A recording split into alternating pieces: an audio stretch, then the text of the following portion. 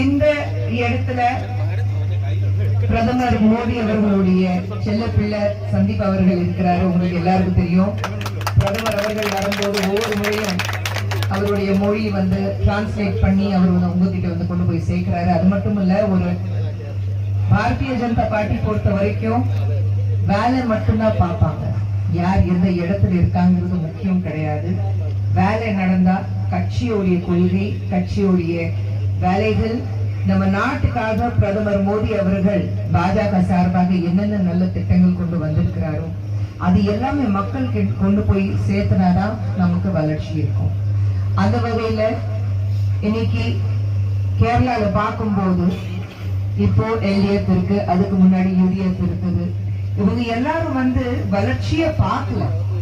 Kerala God's own country சொல்லும் போது எவ்வளவு வளர்ந்துருக்கிறோம். ஏன் உங்களுடைய ட்ரிவாண்டம் பக்கத்துல இருக்கிற விழிஞம் போட்டே பாஜக வந்ததுக்கு அப்புறம் தான் அது ஆக்டிவ் ஆயிருக்கு. எல்லாமே நீங்க பாத்தீங்கன்னா எத்தனை 1000 கோடி கேரளா கவர்மெண்ட்க்கு நம்ம வளர்ச்சிக்காக கொடுத்துருக்கோம். ஆனா ஒவ்வொரு முறையும் ஒரே பாட்டு இருக்கும், எங்களுக்கு பணம் வரல, எங்களுக்கு பணம் வரல. இந்த பிஸ்கல்லையே இந்த 2025-26 உடைய நீங்க பட்ஜெட்ல பாத்தீங்கன்னா கேரளாக்கு மட்டும் எவ்வளவு கொடுத்திருக்கிறாங்க. உங்களுடைய ரயில்வே லைன்ஸ் இருக்கட்டும், உங்களுடைய ஃபிஷரிஸ் இருக்கட்டும், விவசாயிங்க இருக்கட்டும், பெண்கள் இருக்கட்டும், இந்தியா முழுவதும் தனி. ஆனா கேரளாக்கு எத்தனை 1000 கோடியில உங்களுடைய ஹைவேஸ் இருக்கு, எல்லா ப்ராஜெக்ட்ஸ் போயிட்டே இருக்கு உங்களுக்கு. ஆனா ஒரே விஷயம், எங்களுக்கு பணம் வரல. பணம் வருது, ஆனா அது மக்களுக்கு கொண்டு போய் சேர்க்கல, அவ்வளவுதான். இப்போ நீங்க உங்களுக்குள்ள இந்த பட்ஜெட்ல நீங்க என்ன கொடுக்குறீங்க, அந்த செஸ் டாக்ஸ் சொல்றோம், அந்த டாக்ஸை பாத்தீங்கன்னா 1.9ல இருந்து 2.86 ஆகிருக்கும். அதுவே உங்களுக்கு அதிகமா பண்ணிருக்கும். இருந்தாலும் பணம் இல்லை. கிட்டத்தட்ட 1,13,000 கோடி கடன் இருக்குல்ல. 1 லட்சம் கோடிக்கு மேல கடன் கேரளா கவர்மெண்ட்க்கு இருக்கு. அப்ப அதுல என்ன பண்றாங்க, நீங்க கட்டுற வரியில தான் அந்த கடன் கொடுத்துட்டு இருக்காங்க. ஆனா வட்டியோட நீங்க கடன் திருப்பி கொடுக்கும் போது நீங்க எப்படிதான் வளர்ச்சி கொடுக்க முடியும்? இவ்வளோ 1 லட்சத்துக்கு சில்லர் மேல கோடி கணக்குல நீங்க ஒரு கவர்மெண்ட் மேலே உங்களுக்கு கடன் இருந்தா இன்ஃப்ராஸ்ட்ரக்சர் எப்படி இருக்கும், growth எப்படி இருக்கும்? ஓனா கீழே ரோட்ல உட்காந்துட்டு போராட்டம் மட்டும்தான் நடக்கிறது, எங்களுக்கு வரல. ஆனா கரப்ஷன் பாத்தீங்கன்னா உச்ச கட்டத்துல இருக்கு. இன்னைக்கு காங்கிரஸ் பார்ட்டி உட்காந்துட்டு நாங்க தான் ஜெயிக்கணும், இவ்வளவு பண்ணிருக்கோம். என்னமா பண்ணிருக்கீங்க? ராகுல் காந்தி அவர்களே திரும்பி வயநாடுக்கு வரல, நான் ஒன்னும் பண்ணல, அவருக்கு தெரியும். அவங்க அமுச்சு வச்சிருக்காங்க. யாருமே இன்னைக்கு ரமேஷ் சென்னித்தலா சார் இருக்காரு, அவரை பத்தி தெரியும். அவரு சீஃப் மினிஸ்டர் ஆகணும்னு ஆசையா இருக்கு, ஆனா காங்கிரஸ் பொறுத்த வரைக்கும் மக்களுக்கு சேவை செய்யக்கூடாது, மக்களுக்காக கஷ்டப்படக்கூடாது, நம்ம மாநிலத்துக்காக உழைக்க கூடாது. காந்தி ஃபேமிலி ஒரு ஃபேமிலிக்கு மட்டும்தான் நீங்க உழைக்கணும், கஷ்டப்படணும், வேலை செய்யணும். ஆனா பாஜக பொறுத்த வரைக்கும் இன்னைக்கு இந்த பக்கம் கேரளால பாஜக வரவே வராது, தாமரை மலரே மலராது சொல்லும் போது 33 முனிசிபல் கார்பரேஷன் அங்க இருக்கும். அதே மாதிரி 2 எம்பிஸ் இருக்காங்க. உங்களுக்கு எத்தனையோ டிஸ்ட்ரிக்ட் பிரசிடென்ட்ஸ் இருக்காங்க, 30 டிஸ்ட்ரிக்ட் பிரசிடென்ட்ஸ் இருக்காங்க. அப்படி பார்க்கும்போது திருவனந்தபுரத்துல ஃபர்ஸ்ட் டைம் 2 மேயர்ஸ் இருக்காங்க. அப்படி பார்க்கும்போது மக்களுடைய மனநிலை மாறிட்டே வருது. மக்கள் என்ன பாக்குறாங்கன்னா, வளர்ச்சி எங்க இருக்கு? மாநிலத்துடைய வளர்ச்சி, நாட்டுடைய வளர்ச்சி. ஆனா மாநிலத்துல இருக்கிற மக்களுடைய வளர்ச்சி தான் உண்மையில நம்ம நாட்டுடைய வளர்ச்சி. அப்படி இருக்கும்போது இந்தியா முழுவதும் நீங்க பாத்தீங்கன்னா தொடர்ந்து 13வது வருடத்துல பிரதமர் மோடி அவர்கள் உலகத்திலேயே மிக சிறந்த தலைவர்ங்கிறத தேர்ந்தெடுக்கப்பட்டிருக்கிறார். கடைசியிலே இந்தியா பத்தி பேசும்போது, இதே 12 வருஷத்துக்கு முன்னாடி இந்தியா பத்தி பேசும்போது, நம்ம பாரத தேசத்தை பத்தி பேசும்போது, ஒரு ரொம்ப பின்தங்கின நாடு இருக்கு, ரொம்ப ஏழை மக்கள் இருக்காங்க. வெளியூர் போனீங்கன்னா அவங்க பேப்பர்ல எங்க மக்கள் கஷ்டப்படுறாங்களோ அது மட்டும் தான் எடுத்து காமிப்பாங்க. இந்தியாவோட வளர்ச்சி பத்தி அவங்க எழுதுனதே கிடையாது, பேசினதே கிடையாது. அதுக்கு காரணம் வளரல, அது மட்டும் தான் இருந்தது. ஆனா கடந்த 12 வருஷத்துல, லாஸ்ட் 12 years நீங்க பாத்தீங்கன்னா from the rock bottom 5 to top 3 countries of the world, உலகத்திலே 3வது இடத்துல இன்னைக்கு இந்தியா இருக்குன்னு அதுக்கு ஒரே காரணம் நம்மளுடைய மதிப்புக்குரிய மாநில பிரதம மந்திரி அவர்கள்.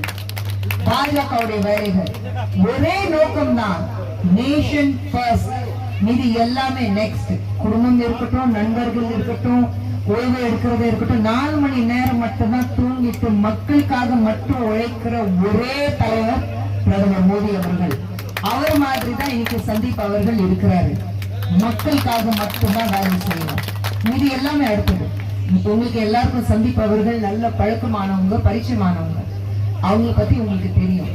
மக்கள் நான் வந்துட்டா நேரம் காலம் பார்க்க மாட்டாரு, இறங்கி மக்களுக்காக உழைக்கிறாரு. அப்படி இருக்கும்போது இங்கிருந்து இந்த ஹரிப்பாடு வந்து ஒரு கஷேத்திர நகரம் சொல்லுவோம். எல்லா கோயில் இந்த ஏரியால தான் இருக்கு, மிக சிறந்த கோயில் எல்லாமே இந்த ஏரியால இருக்கு. எல்லாரும் வந்து சாமி பக்தியோட நம்ம எல்லாரும் இருக்கோம். அந்த கடவுளே வந்து சந்தீப் அவர்கள் இங்க வரணும், இந்த ஹரிப்பாடு வந்து முன்னேறணும், பாஜக ஜெயிச்சுட்டு நிச்சயமாக இங்க இருக்கிறது மக்கள் நல்ல நிலைமைக்கு கொண்டு வரணுங்கிறதுக்காக தான் சந்தீப் அவர்கள் இங்க தேர்ந்தெடுத்திருக்காங்க. இந்த தேர்தல்ல பிரதமர் மோடி அவர்களுடைய வேலைகள் மட்டுமல்ல, பாஜக சார்பாக நம்ம கூட இருக்கிற அத்தனை அலையன்ஸ் கட்சிகள் எல்லாரும் சேர்ந்து ஏன் சொல்றேன்னா, யாராவது ஒருத்தர் நினைச்சா இது முடியாது. நம்ம எல்லாரும் வேலை செய்யணும், நம்ம எல்லாரும் உழைக்கணும். நானும் டெல்லியில இருந்து காலையில ஓடி வந்து இங்க இருக்கேன், இன்னைக்கு நாளைக்கு கேரளால இருக்கேன்னா மக்கள் மத்தியில நம்மளுடைய நல்ல வேலைகள், நல்ல திட்டங்கள் மக்கள் கிட்ட கொண்டு போய் சேர்க்கணும். நம்ம இங்க பேசிட்டோமா முடிஞ்சு போச்சு, அது கிடையாது. இது ஒரு செயின் மாதிரி கொண்டு போகணும். எல்லாரும் இன்னைக்கு சோசியல் பிளாட்ஃபார்ம்ல இருக்கீங்க, பேஸ்புக் இருக்கட்டும், இன்ஸ்டாகிராம் இருக்கட்டும், ட்விட்டர் இருக்கட்டும், இப்போ எவ்வளவு இருக்கு உங்களுக்கு, எல்லாமே ஷேர் பண்ணுங்க. ஷேர் பண்ணிட்டு நல்ல திட்டங்கள் பத்தி பேசுங்க. இது வரைக்கும் இந்தியா முழுவதும் நம்ம தேசத்துல இவ்வளவு வளர்ச்சி இருக்கும் போது கேள்வி கேட்கணும், ஏன் நம்ம வந்து கேரளால இந்த வளர்ச்சியை நம்ம பார்க்கணும், ஏன் இங்க ஹைவே சரியில்லை, ஏன் இங்க மீனவர்கள் கஷ்டப்படுறாங்க, ஏன் இங்க வந்து ஒரு இன்ஃப்ராஸ்ட்ரக்சர் அவ்வளவு இல்லை. ஒரு பில்டிங்கா கட்டுறது இன்ஃப்ராஸ்ட்ரக்சர் கிடையாது, அது யார் வேணாலும் கட்டிட்டு போயிடலாம். ஆனா மக்களுடைய வளர்ச்சி எப்படி இருக்கு, அவங்களுடைய வருமானம் எப்படி இருக்கு, அதுல எந்த அளவுக்கு வளர்ச்சி இருக்கு. நீங்க பாத்தீங்கன்னா பிரதமர் மோடி அவர்கள் சப்கா விகாஸ், சப்கா சாத், சப்கா விகாஸ், சப்கா விஸ்வாஸ், சப்கா பிரயாஸ் அப்படி சொல்லும்போது, ஒரு இந்தியா 100வது வருடம் நம்மளுடைய சுதந்திரம் கொண்டாடிட்டு இருக்கும் போது விக்சித் பாரத், விக்சித் பாரத்னா நீங்க யார் வேற யாருக்கும் வேலை செய்ய வேண்டாம். India on its own will be the most sustainable country in the world. India தான் நம்பர் 1 இருக்கணும். விக்சித் பாரத், நம்ம எல்லாமே செல்ஃப் சஃபிஷியன்ட்டா இருக்கோம். ஏன் ஒரு காலத்துல எல்லாரும் வெளியே போவாங்க, இப்போ நீங்க பாத்தீங்கன்னா மேக்சிமம் மிடில் ஈஸ்ட்ல போறது நம்ம கேரளால இருந்து தான் வேலை தேடி போறாங்க. ஏன் நீங்க மத்த இடத்துல, நீங்க இந்தியா முழுவதும் மத்த இடத்துல பாத்தீங்கன்னா வெளியூர்ல இருக்கிறவங்க திரும்பி இந்தியாவுக்கு வந்து எனக்கு இங்கதான் ஆப்பர்ச்சுனிட்டிஸ் நிறைய இருக்கு, நான் இங்கதான் ஒர்க் பண்ணணும், நான் இங்கதான் வந்து வேலை செய்யணும், நான் இங்கதான் இருந்தாக்கா என்னால அப்பா அம்மா பக்கத்துல இருக்கேன், என் குழந்தைங்க பக்கத்துல இருக்கேன், என்னால வேலை செய்ய முடியும், அதே மாதிரி என்னால சம்பாதிக்க முடியும், சொந்த காலில் நிற்க முடியும், ஆண்டர்பிரனர்ஷிப் நான் வந்து பண்ண முடியும் அப்படி சொல்லி அத்தனை பேர் வெளியூர்ல இருந்து திரும்பி நம்ம நாட்டுக்கு வரும்போது கேரளால இருந்து மட்டும் இன்னும் மக்கள் வந்து மிடில் ஈஸ்ட்க்கு போயிட்டு இருக்காங்க. நேற்று பிரதமர் அவர்கள் பேசும்போதும் சொன்னாரு, நம்ம நாட்டுல இருந்து, நம்ம மாநிலத்துல இருந்து எத்தனை பேர் வந்து இப்போ அந்த வெஸ்ட் ஏஷியா வார் நடந்துட்டு இருக்கு, அங்க எத்தனையோ பேர் பாதிச்சிருக்காங்க, அங்க இருக்காங்க. எல்லாரையும் திரும்பி கொண்டு வர்றது எங்களுடைய பொறுப்பு.